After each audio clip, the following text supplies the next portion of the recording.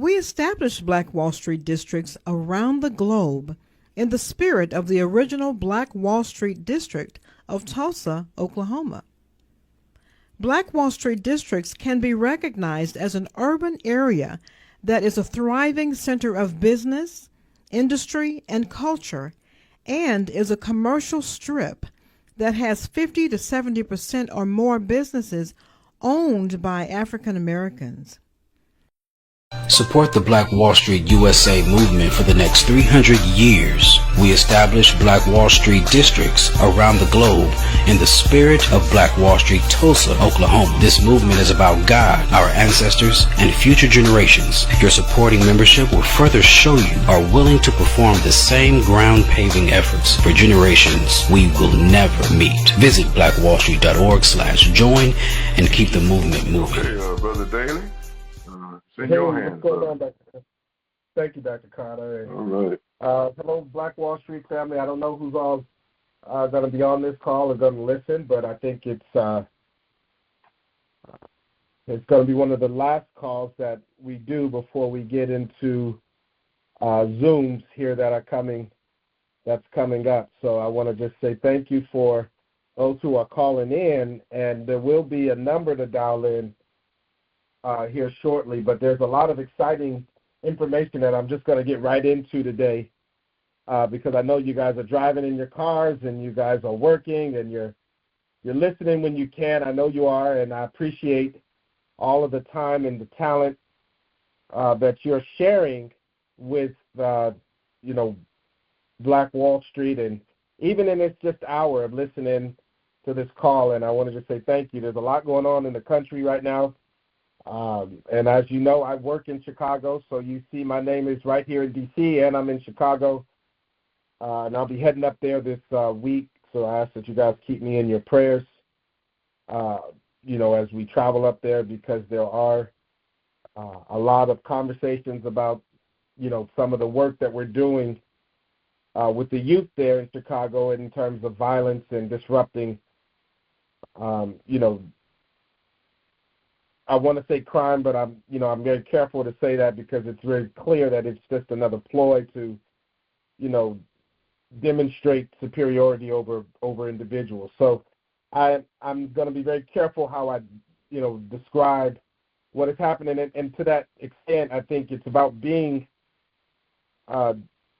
clear with the agenda here for Black Wall Street and the control regeneration model that,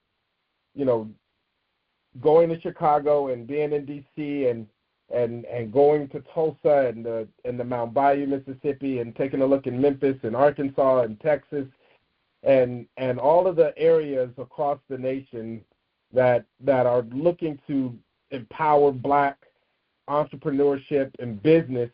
It is really getting to the point where I know we all need to have the same basic training of what's going on in order to really save our communities.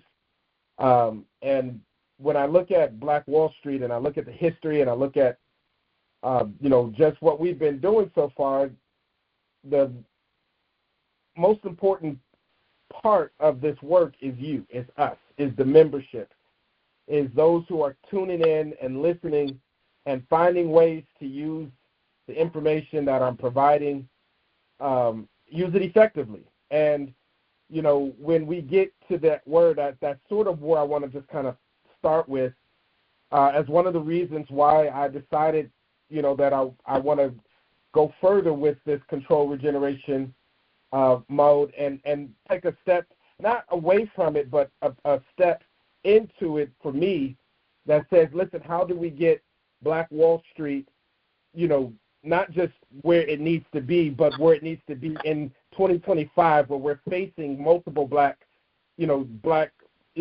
Wall Street burnings by, honestly, a principality that is not in the best interest or working in tangent with the kingdom of God. And when I say the kingdom of God, it's always going to be centered around what you do for the least of His, you do it for Him, and that's the kingdom. That is love. And that's the right spirit, and it's the right spirit, it's the right time, Dr. Carter. And I wanted to start off with that just right off the gate because I'm today's Controllable Generation courses, I'm just letting you know a couple things are going to be changing. We're moving to a Zoom because I have accepted, and with prayerful consideration, Dr. Carter, the Chief of Staff role. And that is what I want to talk about today. And the first reason why I did is because what I have learned about the Black Wall Street over the past, 12, 13 months now that I've been listening and, just kind of tuning in to what's going on the ground. And even as you all are doing your Zooms, I really appreciate the understanding about the right spirit, the step. I'm not just talking about this in terms of money. I'm talking about this in terms of those who know God and understand that love has always been one of the major sources of how we have came back through the power of those who were in the right spirit. It is important that, those who can pray do pray. Because before we were protesting, we were praying. And there's been countless of examples over the years that have demonstrated to this movement, in this movement, and one of those, parts that change it is that they care what the right spirit is, because it comes down to making sure that you're honoring and you're fearing God. And it is not to say that you have to go to all the churches, because we know a lot of churches don't fear God, period. They may fear the loss of income, the loss of membership. They may fear the loss of prominence, but they don't always fear God. And it is one of those, places where I've watched preachers fear racism more than they fear God. And it is in that conversation that I hope, I can get to what I really want to say, because being effective would be the second reason about my spirit. Is one of the things that I strive to do, I strive to be, is not just consistent, effective. And that is not always easy. As a matter of fact, I wanted to leave you guys, because I like to leave little information. But if you could just think back to your days of corporate America, when you would really get involved with harnessing your skills, you knew that it was about creating habits that were effective. And I'm playing with that phrase there because, you can learn a lot from just digging up some old training that you had. Like I like Stephen Covey, and most people have heard about the 7 habits of highly effective people. But one of the things that I recall, and I wanted to talk about this as one of the reasons why I'm going to kind of pivot into really helping and supporting Dr. Carter, is because this little principle called the other end of the stick. Now, Isaiah talks about it in the Bible, and I am going to get there at some point, because I'm only going to take about 15 minutes to talk this through, and then I'm going to leave it there. But if you haven't gotten that book, it's sold over 40 million copies, but get that book and then go to Isaiah. But one of the things that I learned about Stephen Covey was this. He said, before we totally shift our life focus to our circle of influence, that means like the people, the Bible says, those that walk in the counsel of the ungodly, those people who are in the organization, who are there trying to protect and support and provide. When you look at your circle, we need to consider 2 things in the circle of concern. When you have your circle of influence and your circle of concern, that really we should be asking or going to our word to give a deeper thought on, and that is consequences and mistakes. And you say, Nate, what in the world are you talking about? Why are you talking about the other end of the stick? And this has to do with being a chief of staff. Just stay with me for a second, and then I promise you it'll make sense. But we're free to choose our actions. We're not free to choose the consequences of those actions. And most of the time, these consequences are governed by natural law. And the circle, out of this circle of concern, or this little area where we're here in this to talk about entrepreneurship and business, we can always decide to step, in front of a moving, situation accelerating us, or we cannot. We can choose to go forward. We can choose to be the best we can. We can choose to have the right spirit. We can choose to implement districts and have go through those parts in us. That's that consistency is what I'm talking about, or we can choose not to. Just like you can choose to get in front of a fast-moving train, and then you can see what happens. But the result is what the result will be. No one's going to stop you. But there are consequences that come along with that for not doing it. And this is not a bad thing. It's just the understanding of where we are, because you can be dishonest in your business dealings, or you can while you may not experience a lot of the social consequences, but the reality is at some point they're going to be found out, and the natural consequences is that your basic character will take a hit. Now, I know that's like, well, Nate, that is a lot to be said there. But the truth is our behavior has to be governed by principles. That's the problem with this administration right now. And the thing that what sets us apart as Black Wall Street members, and what I've hoped to do through the consistency of control regeneration model, is not just provide information that help us to be more effective, but also to have a principle and steps. And that's what I like about what we've done here with Black Wall Street, is that we've created steps, and it starts with the right spirit. I mean, it's so important that you know that, because a lot of us can wake up depressed. A lot of us can wake up scared after watching the news. A lot of us can be suffering from missed utility payments, Medicare payments, and other issues that are just surrounding us and plaguing us in our communities. But the reality is the right spirit is the spirit that shows you that you can come back again and again, and that's what this Black Wall Street, that's what I like. And I've just been listening to all the successes of all of the members. And yes, there's some consequences. Yes, there's some mistakes. That's on the other end of the stick. But on this end of the stick, this is where we are effective. And that's why I decided that I want to help to support as much as I can in this time. Now, one of the things that I thought about when I was putting this class together was, how does this make sense for those who have tons of wisdom to share, and they're not sharing that wisdom, meaning they have it, they need an audience until they're willing to share.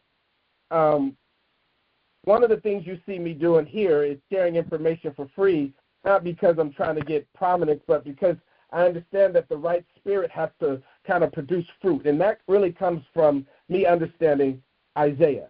And so outside of being effective, outside of having that right spirit, the thing that I really want to press upon us today is the inspiration to do it.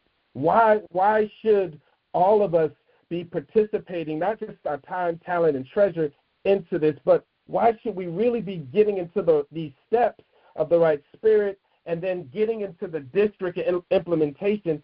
It is because, and here, watch this, I know that everyone is waiting for the big punchline, but here's the reality. We didn't build it. God gave it to us. We inherited it.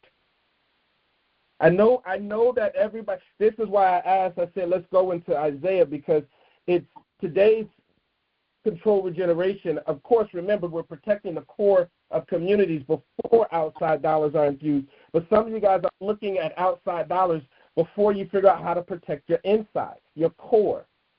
You're not protecting your business, and you have to hear me. You've got to start protecting your business. And the way that I believe God is blessed, has been speaking to my spirit through these past courses and as I've traveled, was to say, Nathan, continue to sharpen it, because I need sweet fruit in my vineyard. And the best way that I found that was through Isaiah. And if you ever get a chance, I'm going to just read just a little bit of it, because I just feel led to just do it. But he says, now will I sing my beloved a song, my beloved touching his vineyard. My beloved will have a vineyard in a very fruitful hill. And he fenced it. And he gathered out the stones thereof and planted it with the choicest vine, and built a tower in the midst of it, and also made winepress therein. And he looked at it to bring forth groups, and it brought forth wild grapes. What I'm saying is that God was looking for good grapes. And he keeps going here in verse 3. He says, and now, O inhabitants of Jerusalem, okay, And then the habits of Jerusalem and men of Judah, judge, I pray you, betwixt me and my vineyard. This is God talking about to Jerusalem, but he's talking about what he did. This is his. This is his children. You're his. He says, what could I have done differently in my vineyard? What more are you asking God to do if he's provided us with all of these resources that we need? That's the point. That's what Isaiah is saying. What is the issue that you got that we would still be producing wild grapes and not what I was looking for? And the only reason I wanted to just point that script out, it's a parable, but the idea that God would be calling us in this moment to produce in something that he gave us, but we're not doing anything with, kind of makes us like a wild grape in a way. And so when I was kind of asking God, I said, how do I explain today, God, the decision to be the chief of staff or to go into this without asking folks, without giving too much over the top? He said they just stay in the right spirit and remember we're all planted in a vineyard that we did not grow. We're all being blessed by organization and networks and laws that we should be experiencing consequences and mistakes for. But God has blessed us all. Mm-hmm. And so not giving our best during a time where people are losing so much, it seems like negligence to me. And I hope that doesn't mean, I didn't want to use that word negligence, but the truth is what I mean is sort of wild. And what we really want to do is just, do the things that God put us in the vineyard to do. And so I hope that makes sense. I didn't want it to be long. I didn't want it to be too complicated, but, that does mean understanding what's on the other end of that stick and just, making sure we're on the right side and having the right spirit. And I appreciate that, Dr. Carter, for letting me talk that and giving me a platform over this past year because, it was really an honor to have folks listening and really being able to share this information and, practice put it together the way God gave it to me. But right now what I really hope to see is that this gift that God gave us to use, that it's used to the best of our ability in his vineyard. And that means me, that means you. I pray it means our money and our pocketbooks and our business, but, me committing more time and committing more effort is because I know that someone else did it. And Dr. Carter, I'm going to leave it here, but I think it's worth talking about who O.W. Gurley really was, because sometimes people I'm not saying that they don't know, we just sometimes need to be reminded that, they were put, they tended to a vineyard and they left something and have left something really amazing in this earth.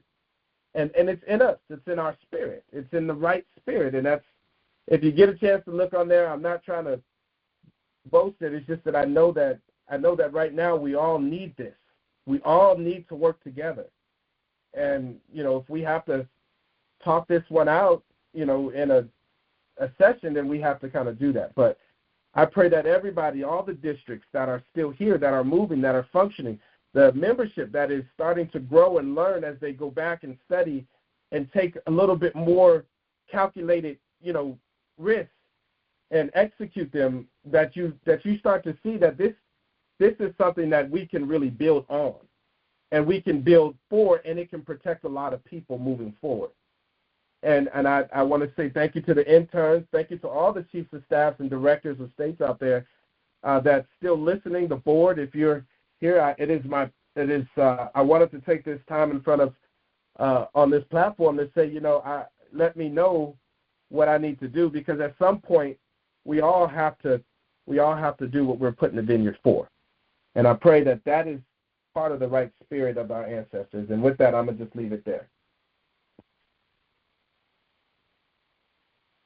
Awesome, brother. Thank you. And yeah, we certainly welcome you, your willingness to serve as chief of staff.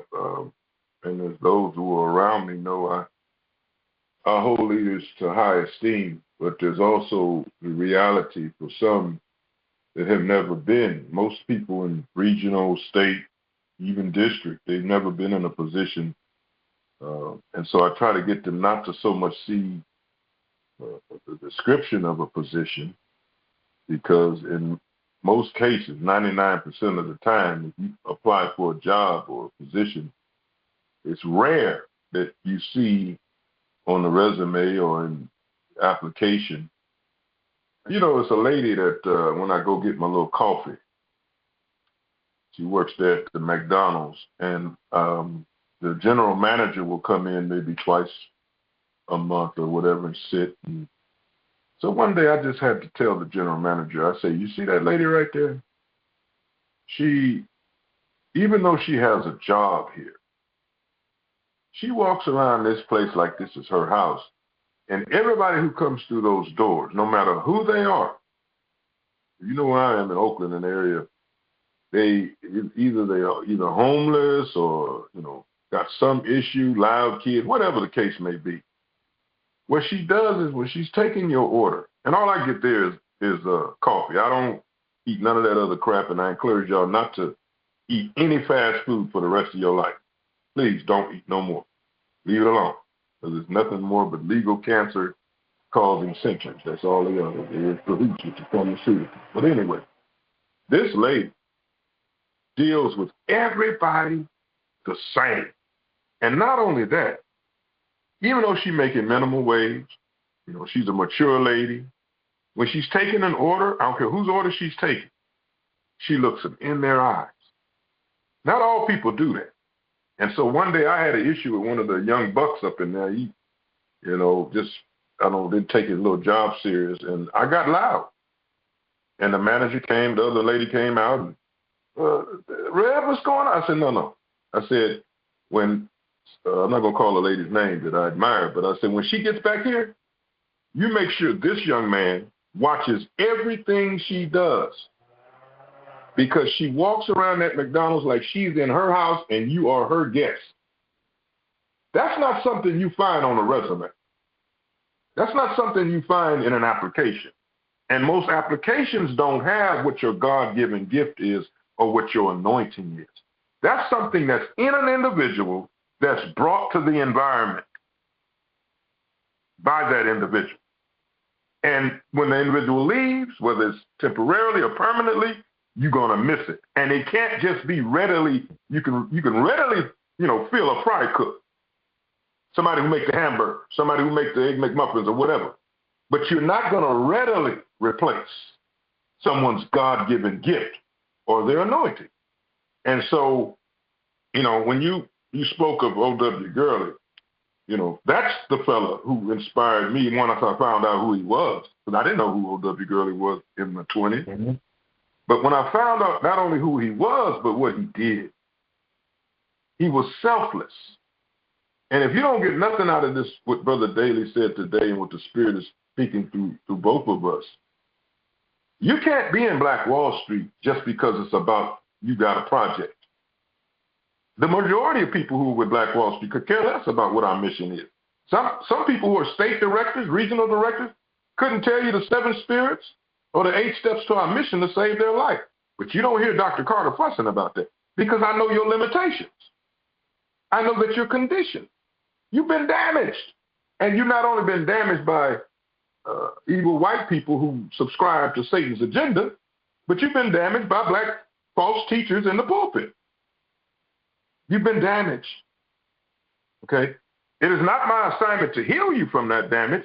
It is my assignment to redirect your path, to point you in the direction of healing for that damage. That's what O.W. Gurley did. Because, see, at that time, the governor of Oklahoma, after Oklahoma in 1907 became a state, he started taking land from black people who had grabbed land, Tatum, Oklahoma, Ada, Oklahoma, and all these other townships in Oklahoma. Mm-hmm. And so he saw the writing on the wall, okay? And so he said, you know what?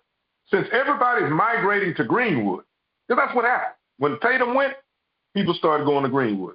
When Ada went, people started going to Greenwood from all over the place in Oklahoma Territory. He said, okay. So it's really important. Dr. Carter, it's really important. I just want to throw this in here because folks, as they listen, and they're like, okay, O.W. Gurley is like your Robert Smith, okay? He's our modern day Robert Smith, okay? So I thought that was important, so people can connect O.W. Gurley and the power he brought to the black community. You know, he was at that stature. Yeah. I would agree. Well, in some regards, not so much.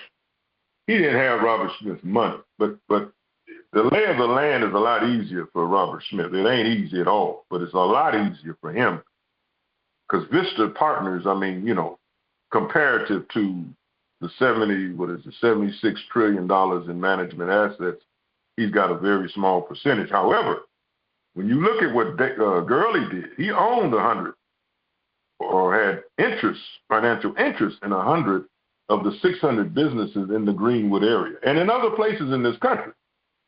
What made him different was that the land was in jeopardy in Greenwood at one point. So you had, even in Greenwood, you had white people who owned property in what we know as Black Wall Street, Greenwood. And so those houses, those buildings were off limits during the massacre. They actually tagged them. So what O.W. Gurley did prior to that was say, okay, I'm going to purchase some land here and then sell it back in parcels or work out a deal with black people for the sustainability of the Greenwood area. See, there was the Greenwood district, and then there was a big old block of land that was undeveloped. We include that in the Greenwood area. Not only that, but he had businesses. So he had a furniture making business, tapestry. He went from a boarding house to a hotel. So every supply requirement he needed for his hotel, he created a business.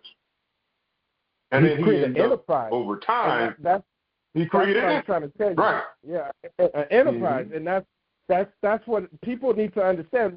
We are here to create black enterprise. That's where your black. If it wasn't for folks like him who went out and who put his finger in all these businesses, it would have never trickled over. That's why he was selfless, and what he did was he gave away. He started everything. And the reason why I'm kind of jumping in with this O.W. Gurley thing because there are so many O.W. Gurleys on the call that don't realize they're supposed to be operating like Robert Smith. They're supposed to be operating at these levels and trying your hand in so many different fields. And it's okay because you're going to make money. But you're also going to open up doors.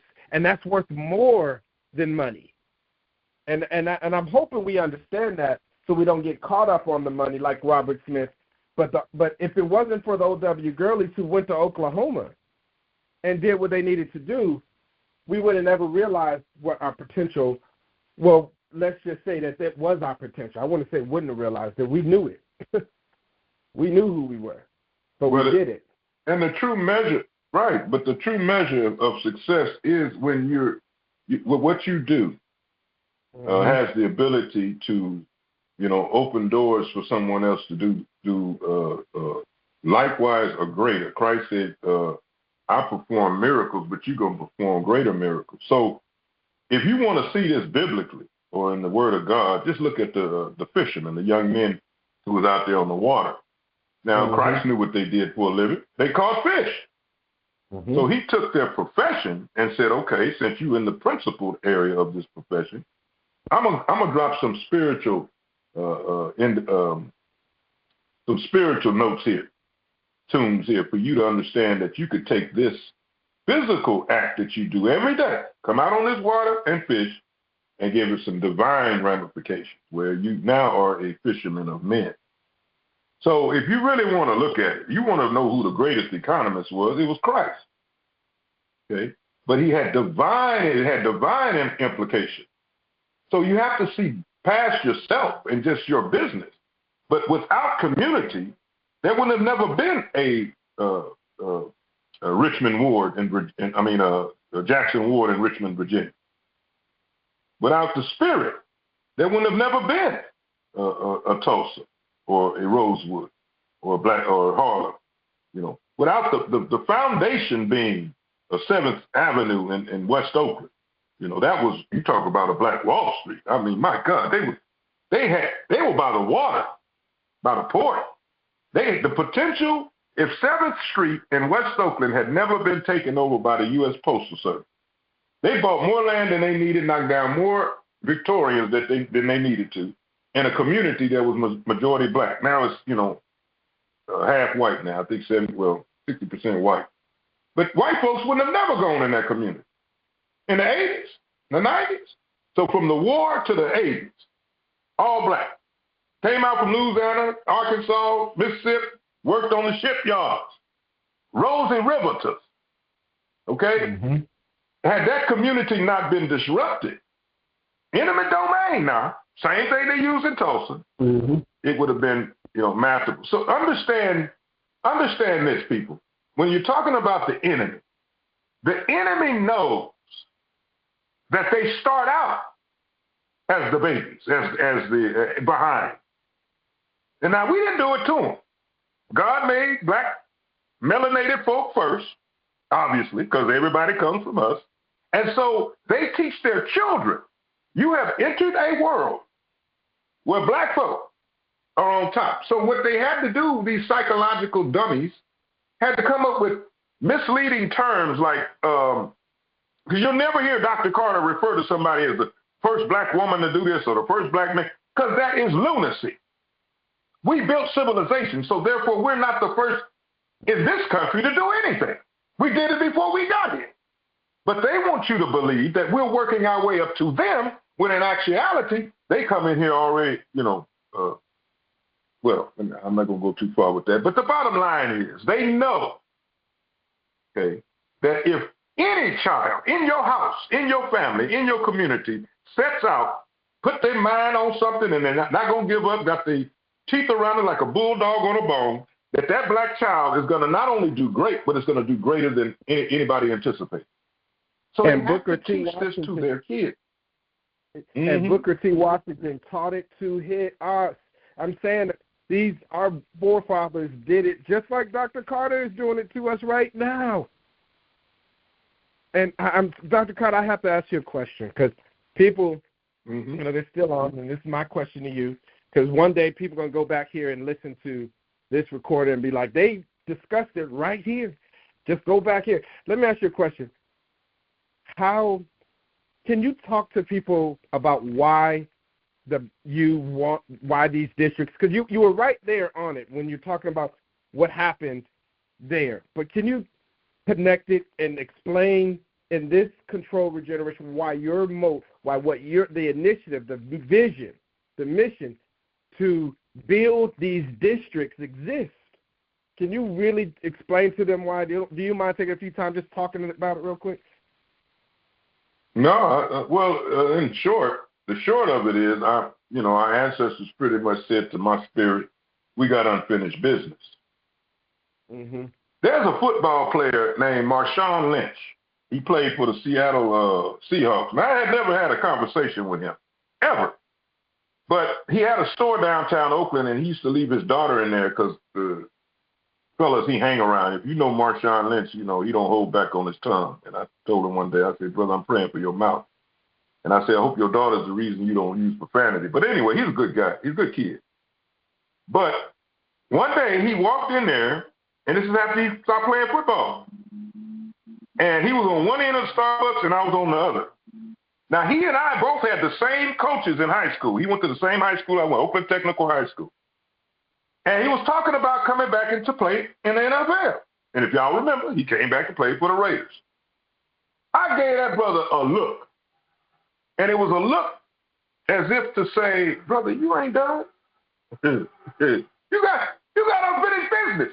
Now, if you ever saw Marshawn run the football, Marshawn runs the football, and he has great disdain for the referees when they blow the whistle too early. Because he ain't done running. His knee ain't touched the ground. They blowing the whistle because they got him standing upright. He ain't even hit the ground yet, but they blow the whistle anyway. And he can tell, I wasn't done. And you'll see replays of him saying, I wasn't done. So the reason Black Wall Street districts exist today is not so much because of Michael Carter, but because the Lord has allowed me to live long enough to tell people in Chicago, in Sacramento, in Georgia, in Maryland, we're not done. In fact, we ain't got started. Exactly. And so when we established Black Wall Street Oakland, and I admit I was in my 27 years ago. Yeah, I was 27 years old. And I got all the little, weed out my system and chasing the girls and the little 40 ounces, all of that. Now, I'm supposed to be a preacher at the time, too, so I don't take no. And so finally it just hit me one day. Okay, now, brother, it ain't going to get done unless you make a move. So I ran into this guy in the park.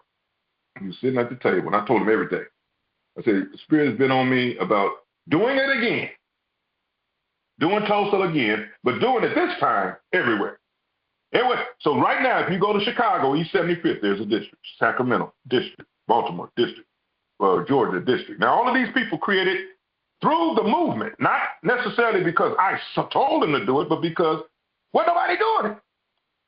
So the Spirit has dealt with me. If our ancestors laid the ground where God gave us the blueprint, and if our ancestors executed, which they did, what's stopping us from doing? Now, part of it, I'm going to just be honest, Minister Farrakhan got to me. He called everybody, Christians, Muslims, atheists, agnostics, it didn't matter who. He called us brothers to worship.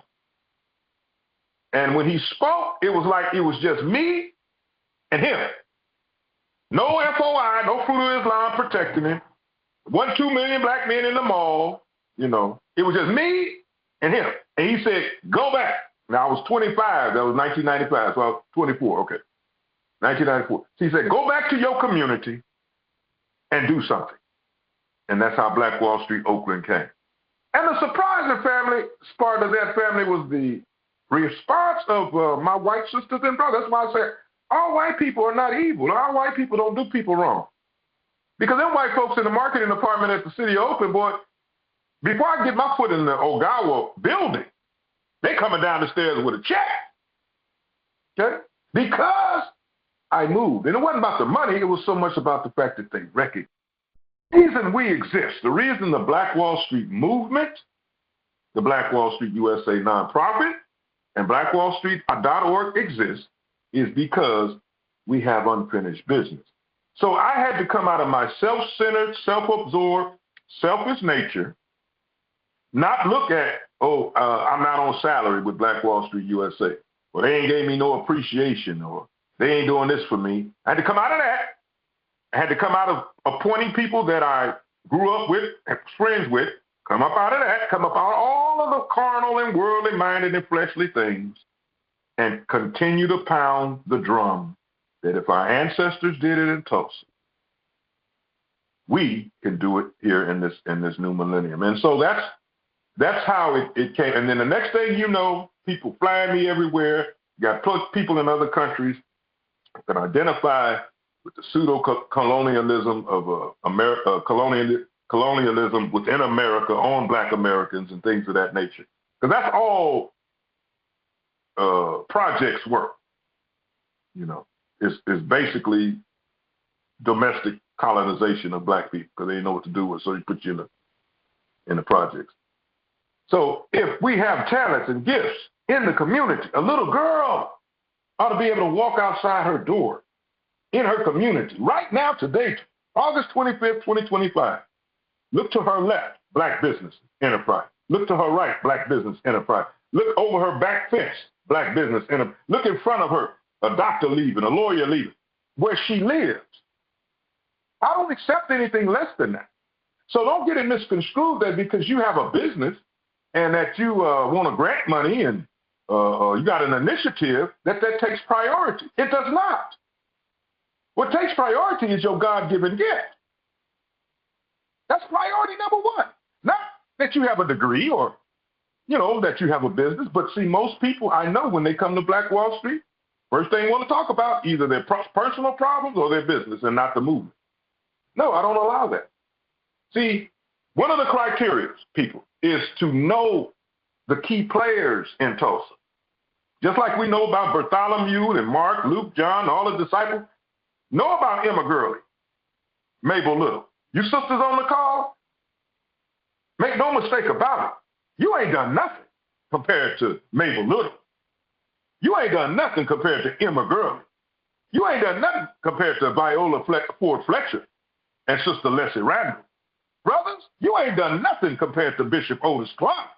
You ain't done nothing, J.B. Stratford, Simon Berry. Simon Berry was one of the most innovative brothers in Greenwood. So I hear what you're saying, but you have to actually see who paved the ground, who paved the road. Now, don't get it twisted. I didn't know about none of these people until I started studying within the movement. See? And so if you go to Tulsa, if you've never been to Tulsa, and people are trying to talk to you about the elected officials there, stop them. Don't let them try to fill your ears with a bunch of toxic political leaders, pastors, elected officials. I don't care who they are, state, federal, local, it does not matter. Unless they talk, you require them to talk to you about Mabel Little. You require them to talk to you about Brother Stratford, B.C. Franklin. Well, what you know about, this is what you're asking. What you know about Brother McCabe? Huh? What you know about Dr. A.C. Jackson? See, when you go to Tulsa, that's what you asked them, because that is what inspired me to continue to do what I do. And so I encourage all of you, if you want to know if it's right or not, we've been around 27 years. We got documentation that go back that far with regards to this movement. And you're not going to find, you can use AI, you can use Google, you ain't going to find no scandal of Dr. Carter messing around with women and chasing them, being a womanizer. Nobody love women more than I do, but I know as a gentleman and as a saved man, that ain't true. You're not going to find financial impropriety. You're not going to find anything negative, which is almost scary when you think about it. But it's because I have not allowed people to come into this movement and do it like they do church. So to answer your question, I hope I did, these districts are important because they exemplify executing the very actions, the very blueprints, the very templates of what kingdom building is all about. And really, to be honest with you, it's only 2% Tulsa, but it's 98% kingdom building. It's 98% the Great Commission. Go ye therefore into all the earth, teaching and baptizing in my name. That's what it's really all about. Okay. And so we had a leader, I'm not going to call his name, but he had an issue with me talking about God all the time. Well, you know what? I don't care. Because the reason you breathe is because of God. So if you don't want to talk about it, fine, you won't be in this movement. So I thank God. I thank God today that, I buried a whole lot of brothers younger than me. And I'm still standing, and that's not because of, an appreciation fund or salary. It's because of God's grace and mercy that these districts actually exist. For example, over there in Baltimore, get to know this name, Sister Jackie Cummings. She's dealing with carnality. She's dealing with people with egos. Bottom line is she owned property in Baltimore on 25th Street. So what does she do? She rents out those places to those black businesses. There's about 70 of them, and she got about 30 of them housed in her properties, okay? That's her contribution. That is the epitome of the O.W. Gurley spirit. Over in Sacramento, clear across the country, up the street from me, Tom Donaldson has a mall, Florin Mall. Just go to blackwallstreet.org, Sacramento. You'll see it. And if any of his tenants are late on the rent, he don't be going filing for eviction. We work with them. We got about 50 in that location. Down in Georgia, Brother Allen, I talked to him years before he created the new Black Wall Street there in Stonecrest. And I I told him then, it's the spirit, brother, you know. And I mean, I guess I was too preachy for him, and I'm pretty much young enough to be his son. But so it wasn't a lot he was listening to me say. But at the end of the day, he did it. And now he got 100 businesses in there, you know. Chicago, East 75th Street. I walked the Chatham District, went out there because God sent me there through Ron Carter and my former Chief of Staff, Mark Allen. And today, that brother's facing politics from his own mayor, a black man. The black elected officials, all they want to do is open up a co-op supermarket. So we got work to do, but at the same time, it has to be, as Brother Dailey mentioned, started off, the right spirit. And that's what kills projects. Projects are killed. Visions are killed. Dreams are killed when the right spirit is nowhere around. And so if you're a leader in Black Wall Street and you don't know the seven spirits, I'm not going to, dissuade you or criticize you. I'm just going to see you for who you are. You're not somebody who takes God serious. You need to know who God is. And don't tell me you know who he is. If you can, and the seven spirits are not, you pick and choose the ones that work for you. That ain't how it works. No. The seven spirits are progressive spirits. And they're secular. So, it's like you go from Saturday to Sunday. So Saturday is the last day of the week. You go Sunday is the first day of the week. Sunday through Saturday, and then you start all over again. So that's how it's like the sunflower. If you watch the sunflower, it follows the sun all day long.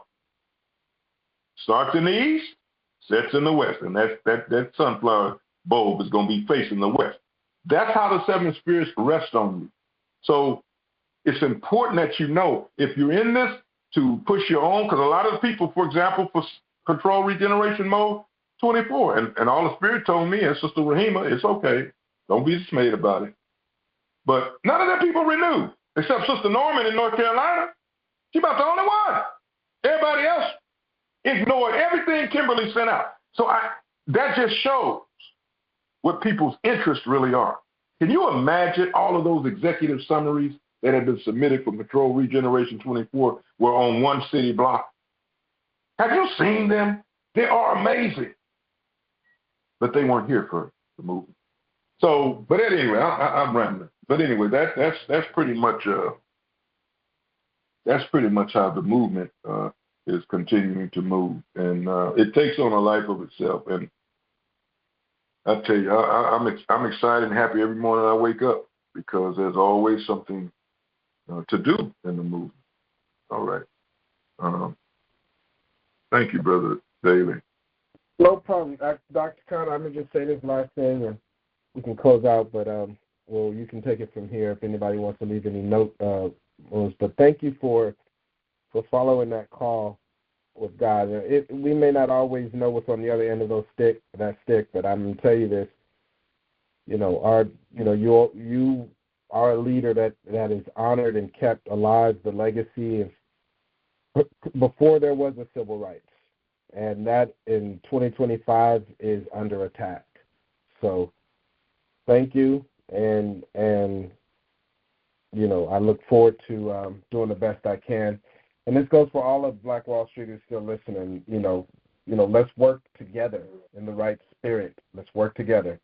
I'm not perfect, and we all have to volunteer. So let's not even talk about how much money we could be making somewhere else, and make sure we just focus on getting it done. That way we can get to the good part. That's all I got. Thank you, Dr. Carter. I appreciate you taking some time to just, talk with me and let me talk about it. Appreciate it. Thank you for stepping up in light of the office needing a chief of staff, and I want to make it public. You don't belong to me, you belong to God. That's all of you belong to God. I receive you the way God sends you, not how you send yourself. And so there's no way I personally could have pulled all these people together from Tanzania to London and Paris, Panama. I mean, we have members all over this globe, all over this country. There's no way I could take credit for all that, and you will never hear me take credit for that. And so I encourage all of you, never use your mouth to say, all I've done for Black Wall Street USA. You ain't done nothing for Black Wall Street USA. God has done for Black Wall Street USA.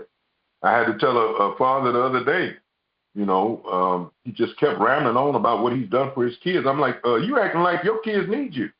Your kids don't need you. That's right. And I said, who do your kids need? I said, who do your kids need? He said, what you mean? I said, who do your kids need?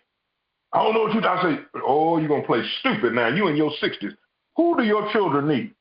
Oh, yeah, okay, yeah, they need the Lord. I said, yeah, just like you need God. I said, brother, you drop dead right now. If you drop dead right now, eulogize you, do your funeral, I guarantee you God's going to take care of your children. So don't parent and act like you in a marriage or parent or have a relationship with people like they really need you. No. They need God just like you need God. So Black Wall Street don't need Dr. Carter. I'm just so happen to be in this position that no man could have placed me in. Only God placed me here. Nobody voted. No other leaders, coronated me and put me on my knees and dropped some oil on my head. Ain't none of that happened. God did that before I was born. Oh, I'm about to run up out of here. See? So we got to remember who we need. We need God. And in this day of the turquoise demon, all he is a proof. I mean, stark proof that we need God. Yep. So remember that, family, as we go forward, just remember we need God. I know we're in relationships with people, married, girlfriend, boyfriend, whatever else they got going out there. But when you really come down to it, whoever you're in a relationship with, you need God to be in that relationship with him. You need the strength from God, the power from God, and all of the support that he provides for you to even have a relationship with another human being. Mm-hmm. And so we just thank God today for and I'm gonna leave you with this. God has a way of revealing things to us if we would listen, not hear him. That's why the text says, if a man has an ear, let him hear, because it's like turning the dial in your radio in your car. Okay, your ears are open, and you hear the radio. But if it starts playing language that you don't understand, you're gonna keep turning. Okay, when you stop turning, is when you begin to listen. But for the most part, up to that point, you're just hearing stuff. Okay? I'm gonna be talking about that soon. I'm hearing things. I'm seeing things. I got 2 sermons coming down the pike. I'm hearing things and I'm seeing things. Y'all, you'll just stay tuned. So please listen to God. That's all I'm trying to say to you here. As we witness the possible of this little boy at 1600 Pennsylvania, and don't call his name no more. You are not allowed to call his name no more, the Lord said. He said you just refer to what he's doing, his place or what have you. But with his threat of sending the National Guard to Chicago as he did, Los Angeles, and as he has dispatched them in D.C., you need to see him for who he is. He's an immature human being. He's a young little boy wrapped up in an 80-year-old body. So it's not about him. So people like him, God sent people like him, the Nebuchadnezzars of the world, so that you can look at yourself. It wasn't about Nebuchadnezzar. It wasn't about the fiery furnace. It wasn't about Mishael, Hananiah, and Azariah. You better not call them by them other 3 names, because if you keep calling them by those other 3 names, you just as lost as Nebuchadnezzar. Their names are Hananiah, Mishael, and Azariah. That's their names.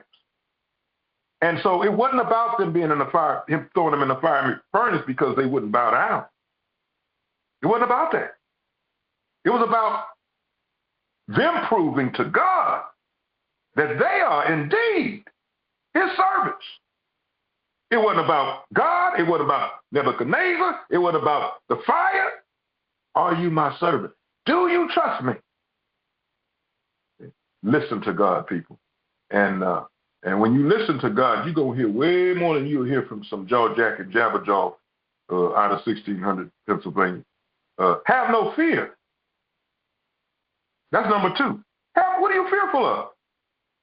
Are you kidding me? Our ancestors endured imaginable tyranny and degradation. Even if you take this prison industrial complex with all the black people on death row, we got, 2 black women on death row, 7 black women on death row in the nation, and countless of black men on death row in Brown. But if you took all of that, that's still no comparison to the tyranny, the anguish, being just thrown away like trash. We ain't experienced nothing compared to that. So no fear, okay, as we go forward. And finally, trust God. Trust God. I told my kids not too long ago, you may not trust me, but you better trust God. And don't you ever put me before God. He's first, because if it weren't for him, I would be your father, and I would be in your life. You wouldn't be in mine. If it wasn't for God, you guys would not be on the phone right now with Michael Carter, because I don't know my biological name or my biological father, biological mother. I was rescued off a doorstep by a lady by the name of Mary Carter. I had nothing to do with that. So if I didn't have nothing to do with that, accept me the way God is presented. Accept me the way God has presented me to you, because he the one did it, not me. And then look at your own life. So you have to trust him. You have to trust God like you trust that chair that it's going to hold you when you sit down, like you're going to trust them stairs, like it's going to hold you as you go up or go down. You have to trust. You have to have even more trust in him in this day. So, he has plans, and black mayors all over this city are trying to figure out how is it that you could pick out black cities with black mayors with a crime going down, and then white cities like Birmingham and Shreveport, the crime going up. You ignore Louisiana where, crime just shooting through the roof. But you want to go to Chicago, you want to go to Oakland or to Los Angeles or other areas. You cannot be fearful and be a kingdom builder. And I pray and hope that God touches all of your hearts to come to a point where you say, God, I know I'm not doing enough. So what is it that you would have me do? Here's what he's going to tell you. Walk not in the statutes of your fathers, nor observe their judgments, nor defile yourself with their idol God. For I am the Lord your God. Walk in my statutes, keep my judgments. Get your Black Wall Street t-shirts today. Makes a great holiday gift. Represent our history with pride and homage. Wearing these t-shirts are for those who know and don't know about the atrocities that took place in Tulsa on May 31st and June 1st of 1921. This is a great way to honor our ancestors and Black pioneers. All t-shirts are produced and designed by Black-owned firms. Just click the link now and start shopping.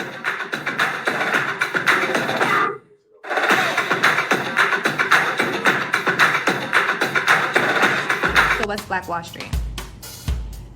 The Greenwood neighborhood located in Tulsa, Oklahoma was a place where our ancestors came together to accomplish something that was unimaginable. We were relatively just out of slavery. We were in a time of finding ourselves, and here we were creating self-sustainable communities. What happens next? Black businesses and communities were bombed and burned to the ground. Colorado, a whole town was flooded because it was thriving while Black. It happens over and over again. But we have got to move forward faster to make up for lost time. Black wealth is critical to the success of our next generation. Black Wall Street National, like many before us, have one agenda: to recycle the Black dollar. Whoever controls the wealth controls the opportunities. If you are hearing this message, then understand you play a key role in this movement. Join us, spread the word. We'll teach you how to create your own NFTs, cryptocurrency, and how other professionals are leveraging blockchain technology so you can grow and help others too. Everyone is always talking about how hard it is to find Black this and Black that. Well, here's the opportunity. We are Black tech geeks. We are using technology to build Black Wall Street virtually, together. This allows us to bridge the gap between all Black businesses and communities across the nation. But to connect every Black-owned business, we need all of you to help. Black directories, we welcome you. We can do this together. By connecting our communities, we make it easier for our members to find each other. All my financial advisors, coaches, service-based businesses, there's a place for you as well. And you, influencers, come over to Black Wall Street National, create your groups, monetize them, build with the platform that really rocks with you.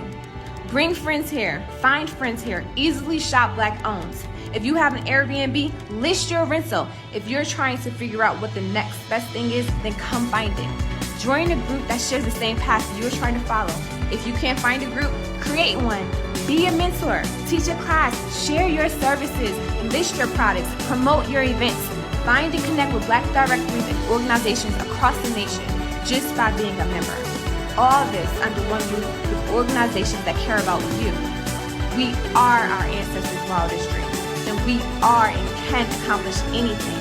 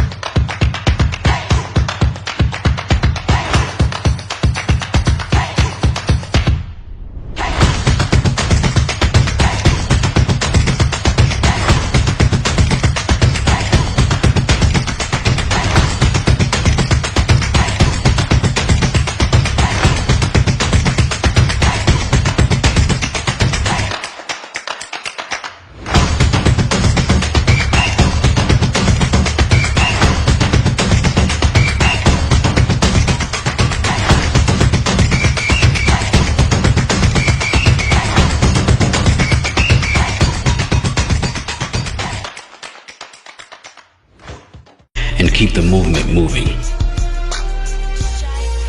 Lee True Vision is proud to have sponsored 100 members for deserving small businesses to take advantage of Black Wall Street USA member rewards. Lee True Vision Labs over at Sounds Program. Visions are created, and the truth is revealed.